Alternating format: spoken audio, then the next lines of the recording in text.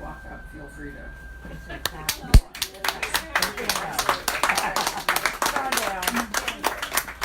So, Cara? Sure. Gauche. And how about you over here? Say good. Oh, sorry, I'm standing right in front of your chair. It's my first. Here you are. This one and this. Sure. Perfect. So, Patrick, whenever you're ready, let me know. All set? Oh, great. All right, well. Bonsoir, mesdames et messieurs. Soyez bienvenus encore. Tonight we have, that's as far as my French will take. Tonight we have return of a very dear friend. Her 20th year of publishing and her 19th book about Aimé de Duc. And this one is set in the 12e arrondissement of Paris. So lots of fun things going on. And we have an author new to us, but we're delighted to welcome her. You know Laurin? Laurin, wow. You want to call it Laurin? Laurin or Laurin. Okay. As comme vous souhaitez. And as I mentioned to you earlier, she's from Montreal, so but her book is set in Ohio, which is a question we can explore as to why it actually, since I brought it up, why is your book set in Ohio? It's a really interesting question.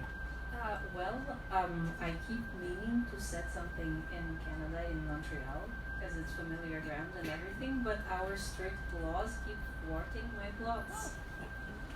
It's really hard to do something with like strict laws on guns when nobody can like shoot people, and when you can't you can't like report on murders on the news because there's publication bans on everything. It's like every time I'm outlining and I'm like, no, this is not gonna work in Canada, then I have to look for a US. So we have killing fields all over in Ohio as compared to Montreal. Excellent point. I could also say, Nina may not be aware of this, but authors who are published originally in Canada, it's very difficult because there are trade restrictions and an import duty on books. It's very hard if you have an original Canadian book, to distribute it widely in the United States or for you to get a hold of them. So if you want, a wider range here in this country, then it pays right to be published here. So, Cara, 20 years. Étonnant, merveilleux, stupéfiant.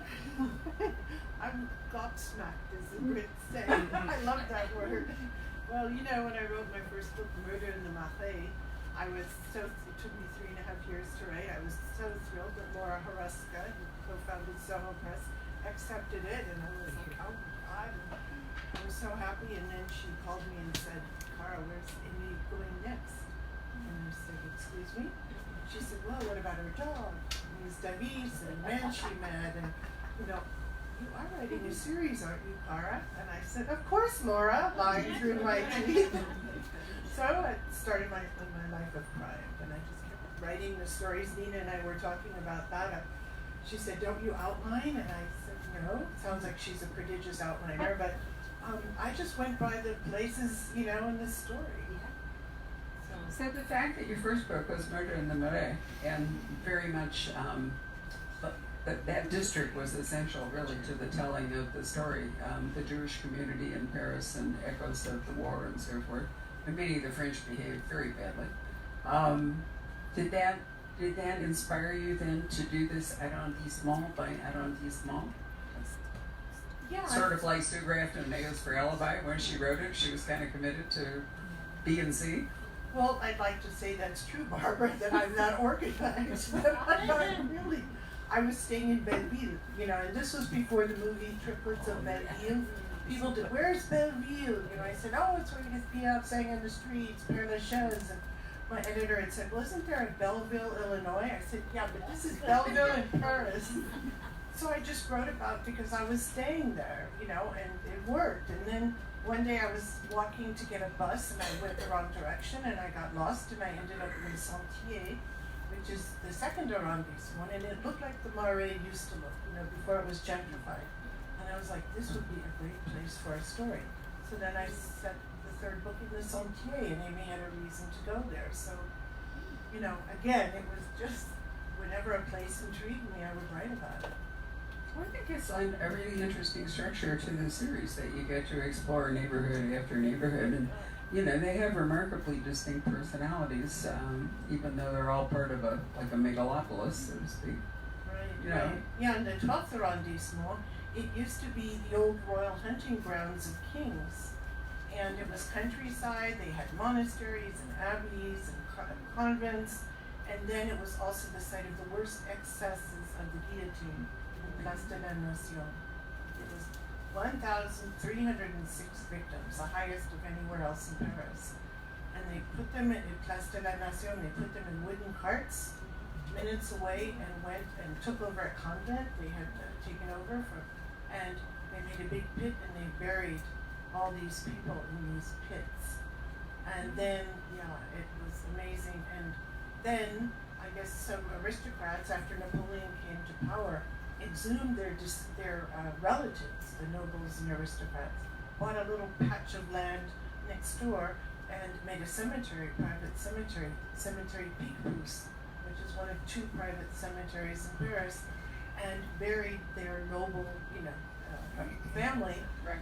And then, of course, there's someone we know very well who's buried there, is the Marquis de Lafayette, who helped us in the Revolution, and he's buried there. He died normal death, but his sister-in-law and his mother-in-law were guillotined. So he got to be buried there because he's a descendant. And the American flag flies there. It's always flown there. It's there today. It was there during World War II as well. And honoring Lafayette. Honoring Lafayette because he was American. And then I said, oh, it's because the Germans respected Lafayette. And last night a woman at the bookstore said, no, they forgot, they never even knew the flag was there. So I don't know the real truth of why the flag flew during the Second World War. But it's got these pockets there that are just amazing, And these little streets, there's a street, I could go on and on about this neighborhood, but there's a street called the Rue aux Brèches aux Loups, the street of the breach of the wolves.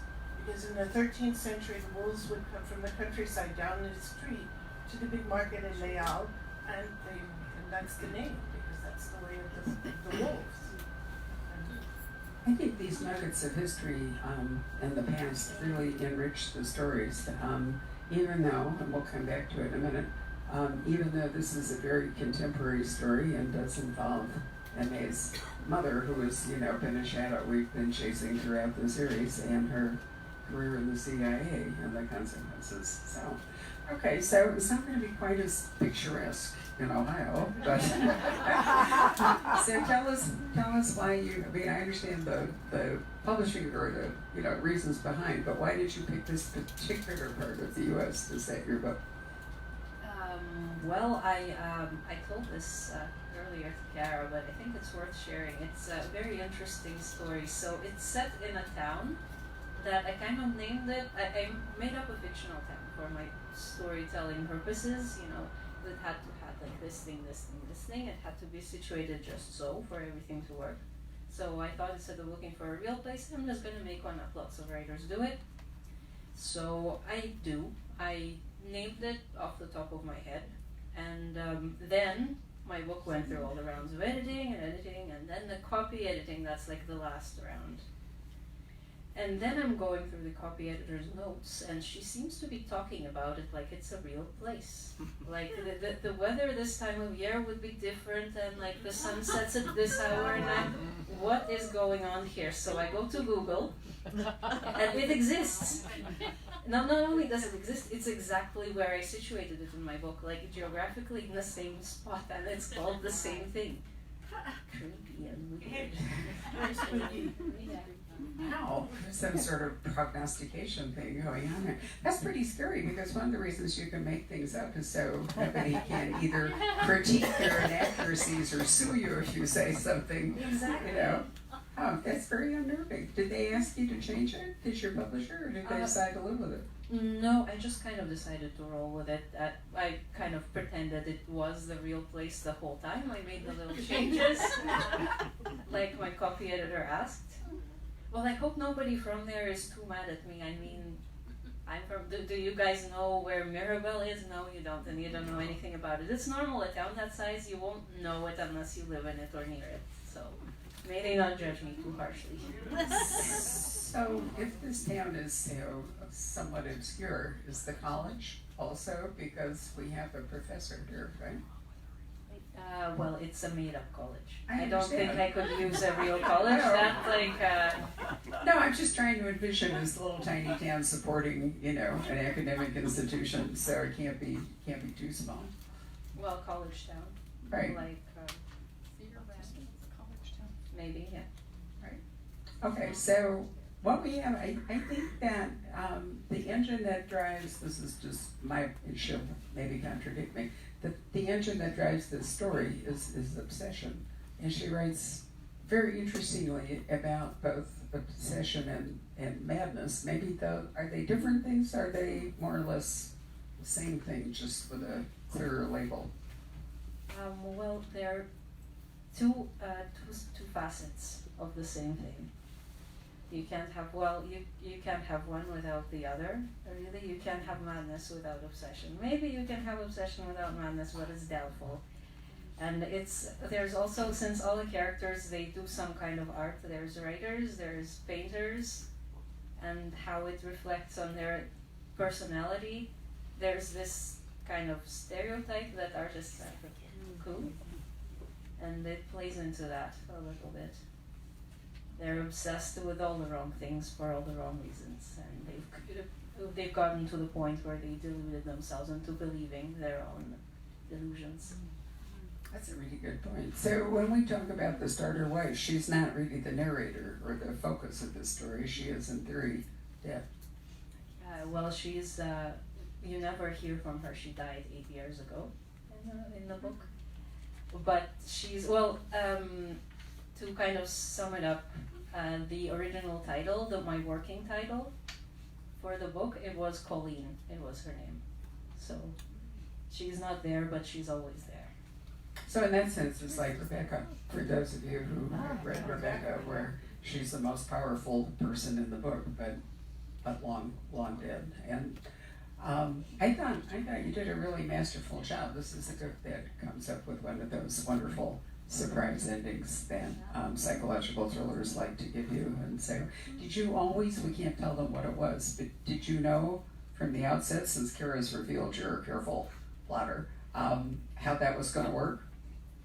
Well, I really admire Cara. She can write mysteries without outlining. I don't think I could write a post-it without outlining.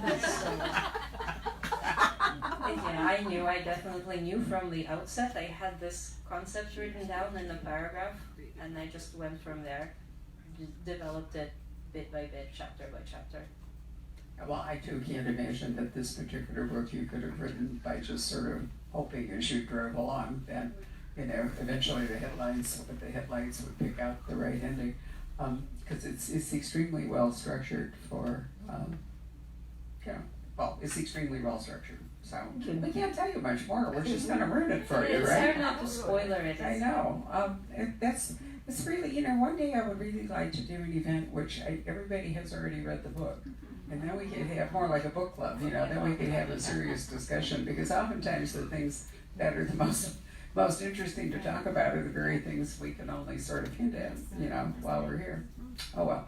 All right, so back to MA. So you had a wonderful review in the New York Times, and Marilyn Stasio, the critic, seems obsessed with both MA's clothes and her pink Vespa. Yes. So have those become kind of trademarks of the books? I guess so, because every time, so many people send me photos of pink Vespas from Paris, it's parked, and there's one that's always parked on Saint-Germain, and someone's like, yeah, just thought you'd want to see it today, and I'm like, great, and Anna's been here, I'm like, okay. Clothes-wise, yeah, people really like that, and she is so not like me, we were talking earlier about fashion, of course. I got this at the street market in Paris, okay? Model. Well, it's just, and I hope you can see, thank you. Like 15 euros, okay? But but Aimé Leduc would probably put it together much better than I did, And I think what's really interesting about a French woman with style is that they're not all dressed in haute couture all the time, but they have some really good pieces, right? They'll have good boots or a good scarf, and it's the way they put it together.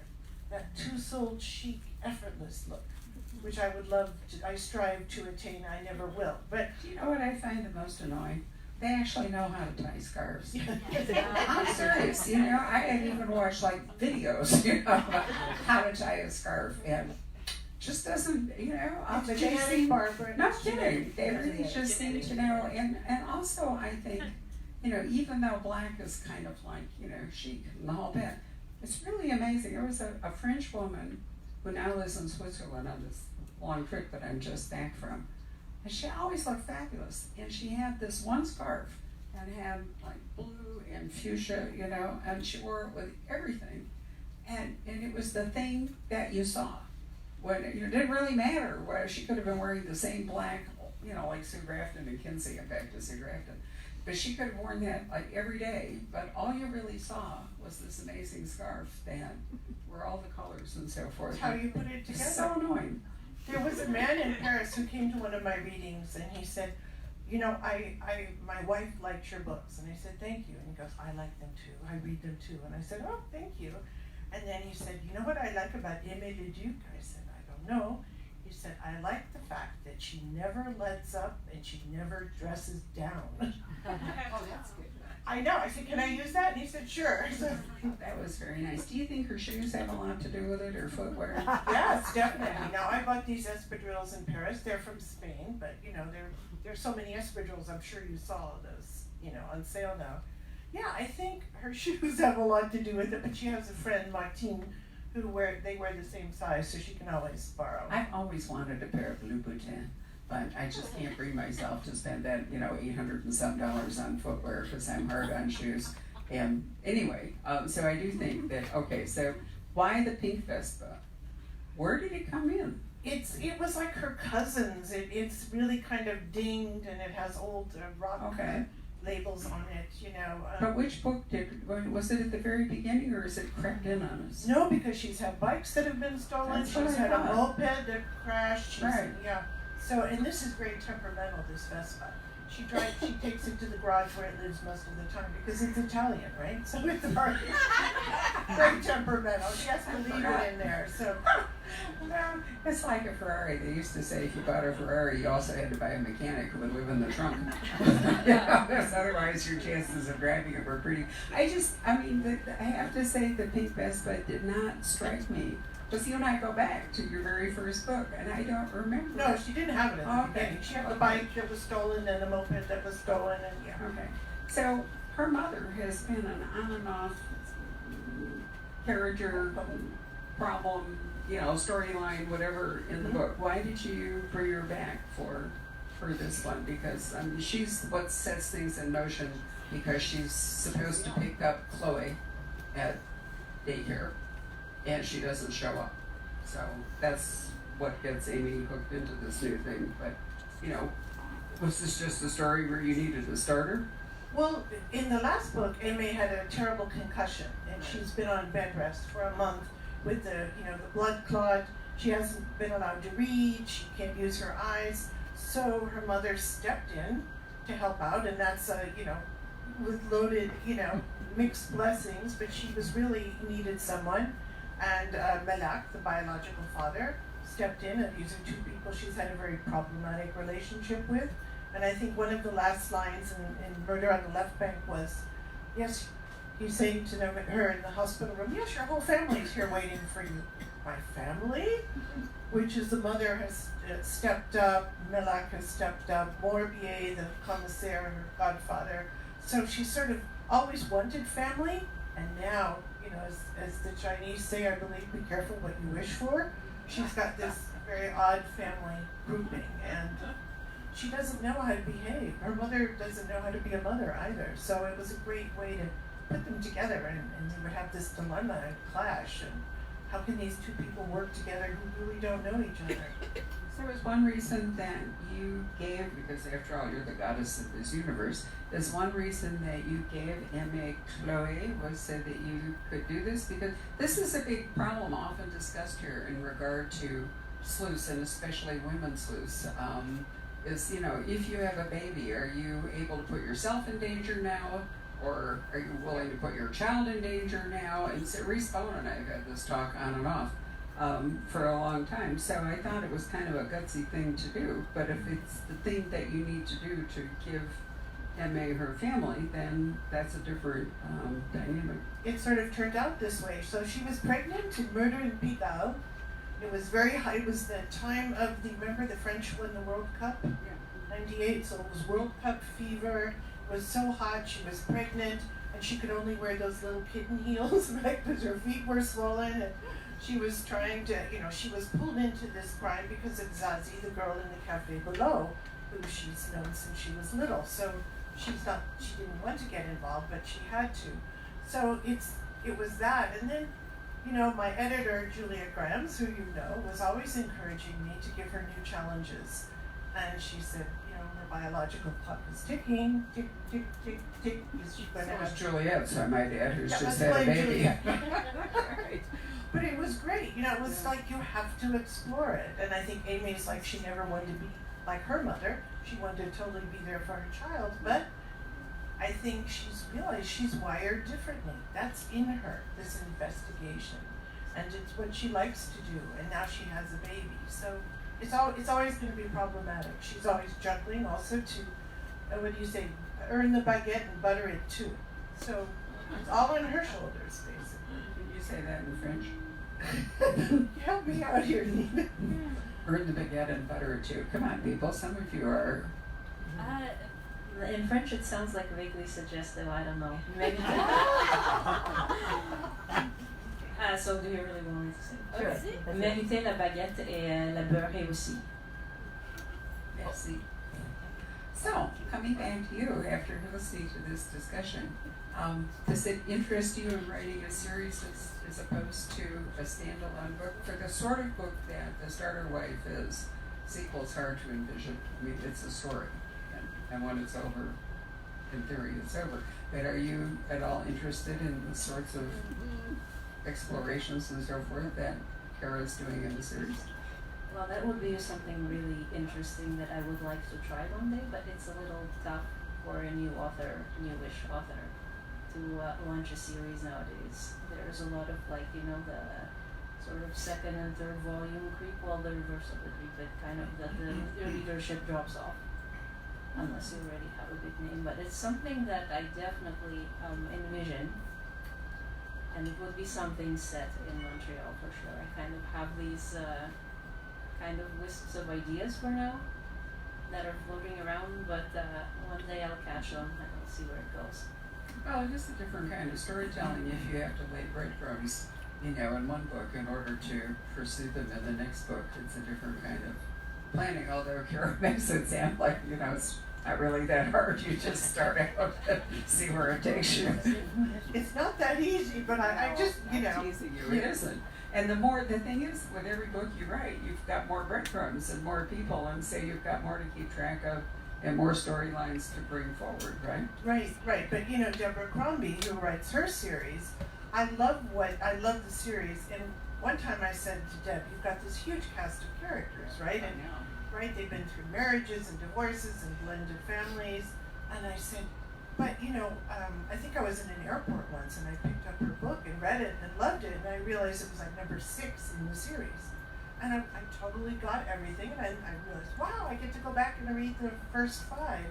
So we have to write it as a standalone, but then I keep saying, what about her mother? I'm so worried about, Jen's mother and the cancer and everything. I said, aren't we going to get to that? She goes, Cara, we only put in what is germane to the plot, that moves the plot forward. So if we're going to talk about her mother, it'll be in the book that deals with her mother. And I think that's really important, because people who've read the series, we don't want to bore them with, a big litany of what happened. We want to bring in people who are part of this story and what they mean, and not kind of give the whole background of the whole cast of characters, which we're tempted to do. So It's an excellent point. Deborah, by the way, has a new book coming out in October. I just don't have a signing date for it yet. But she's another author that we have followed through from the very beginning. We're going to turn 30 in October, so lots of authors who have been with us. Oh, thank you. Lots of authors who have been with us. Actually, there's a huge number of authors who've been with us for their entire careers, Cara being one.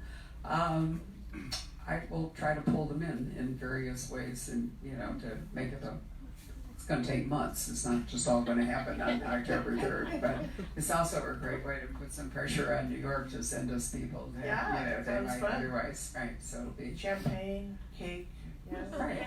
Well, actually, one of the questions I can ask all you this. One of the questions we have is we have an author that might very well pull an awful lot of people on October 3rd. And Patrick said to me, "Are we going to go off-site?" And I said, "Well, but the whole point is the bookstore. The whole point is it's our 30th birthday. So why do we want to be, somewhere else? And how will we manage that?" So, we'll probably use tickets that don't have any premium just to make sure that, we can figure out the crowd. But I would like to try to do this, in the store as much as we can, because that's really the entire point, right? So it'll be fun.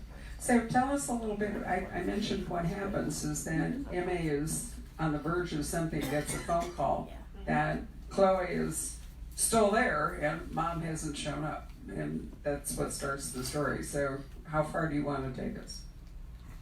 Right, so she's giving so she's ready, she's off of bed rest, she's practiced giving this wonderful like a PowerPoint presentation for all these CEOs in La Startup, and they're mostly men, and she's very proud to be able to do this. She's like thinking of all these wonderful, contacts she's going to make and contracts she'll sign. She's preparing for industrial flirting over apéros, and ready to go. And they're in the beautiful Le Train Bleu in the Gare de Lyon. If you've ever eaten upstairs, it's this Belle Epoque confection of a restaurant. So then she gets the call. No one can go, and of course her rival stands up. "Let me help you. I can do this." And she's like, "Of course." So she's really upset. She's worried about her daughter. She's thinking, what's going on? She gets to the play group, a very kind of very she pretentious art group, art and what taught in an art group, and then of course the woman says, "This is not a drop off here," kicks Chloe out of the group.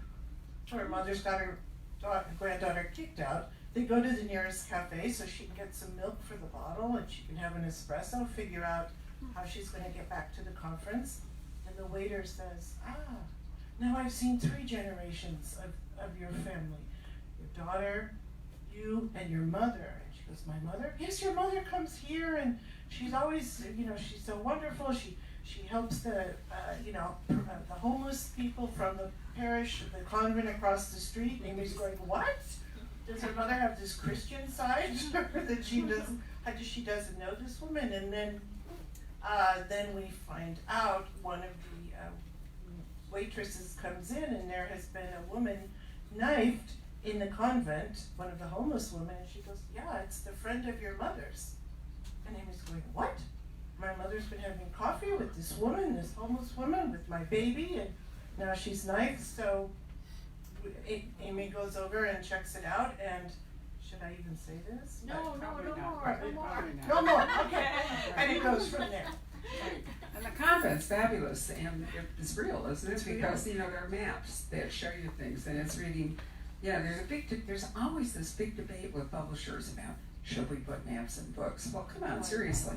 If you're writing about, maybe we didn't need a map of the small town in Ohio, but especially if we don't want to reveal that it's a real place. But I think if you're trying to follow a series in which you are working your way through the neighborhoods of Paris, then you definitely want maps, to help you figure that out. So I'm glad that Soho decided. Dana Stepanov had this discussion endlessly about Alaska, and her publishers didn't want to put in maps of the park that she's writing about and so forth. And it's like, really? Yeah, it's there. It's 2 pages. It's big. Excuse me, it's big this time. It's really wonderful. And you can follow Amy mostly, you know, and we do go to that cemetery where Lafayette is buried, and it's all there. And I love maps myself. And when I do research, I get my map and I start walking out the routes. Would she have gone this way? Could she go this way? No, or, you know, and I plotted, oh no, that would take, 20 minutes, not 5 minutes. So, but with a fictional town, and I've had this conversation with Reese Bowen, where are you gonna put that university? That's what I wanna know, this college. I mean, do you make like a little map for yourself? Well, yeah, I make this little schema drawing really simple. But sometimes you need the one that's you have what's called the setting as character. Then you definitely need a map and you need details. And other times it's more like backdrop. And well, I feel like you can't really use a place like Paris as just backdrop. It would be like a waste of a great setting. So you definitely need. And what you said, Cara, it reminds me. There's actually a website that does this. You can, there's a small fee, and you download this itinerary, and you print it or you put it on your device, and it tells you where to go, like in an old European city of your choosing, and it has like all the little stories behind the little details you wouldn't notice otherwise. Wow. Yeah. Fabulous. I've been to Montreal several times, and I find it a fascinating city, and I love the old neighborhoods, but it has so much history. Maybe you could resolve your problem by writing an historical or something that has a past story in Montreal, and then maybe people could actually have guns or knives or other implements of death. Well, in a historical, there's so much more to do because there's no forensics, so you really can come out and play. Yeah, but Montreal would really lend itself, I think, to an exciting series. But I mean, most of you probably what you know about Montreal, if you're mystery readers, is what you find in Louise Penny. But those are our contemporary. And Kathy Wright also. Yeah, and Kathy going back and forth. But it's a wonderful city with very strong 17th century, 18th century roots and so forth. Yeah, something like that. And apparently it had quite like a sordid, fascinating history in the 50s and 60s. It was like the city of sin, with all kinds of like shady stuff going on. So there's lots to explore there. There you go. Very true. I even know who to interview if I want to there. And it's a river city and a port, so you've got people coming in and going out and all kinds of fun stuff that see, there's a reason to come here is that we send authors away with really great plot ideas. I know, it's one of those, if I could only get authors to write all the books I want to read, it would be wonderful. But that's not my job. My job is to talk about the books that you've actually written. Right. So let me ask you, Cara, since we're not going to talk further about this book, for the 20th book, what is it? Because you've probably already written it, knowing how the publishing schedule goes. What are you doing? Actually, I'm writing a standalone. You are? Yes, I know you've always encouraged me to do that. Yeah. And I have. It's very different. It's not Emily Duke, and it comes out next March. Ooh. Yes, and of course it's set in Paris. Yes, okay. All right. But it's a historical suspense thriller kind of thriller. Yes, it's very different. And then I'm going back to Emily Duke in 2021. Right. Yeah. Wow. Well, great. March too. That'll be a fun month to have you here. Yeah. Very exciting. I think it's great, for people who write series to stretch a bit and do something different, take a little break. I know your fans are going, where's Amy? But at the same time, come on, Paris is redolent in history, so you're certainly bound to be fascinated by whatever she wants to say about it. What are you doing next? Well, I don't really want to tell too much about it, but it's another psychological thriller, only this time there's a bit of a genre blend happening. And that it's something that, I haven't seen done before so much, but it's definitely kind of in the air, and I think it could be something really different and interesting if I can pull it off. Are you back in America? Yeah, and again, for the same old reasons. I needed. Well, that's a spoiler if I tell you. Okay. Well, we'll all be excited to read it. Danny, if you, let me say, first of all, thank you to our Facebook audience. We're so delighted that you joined us. So,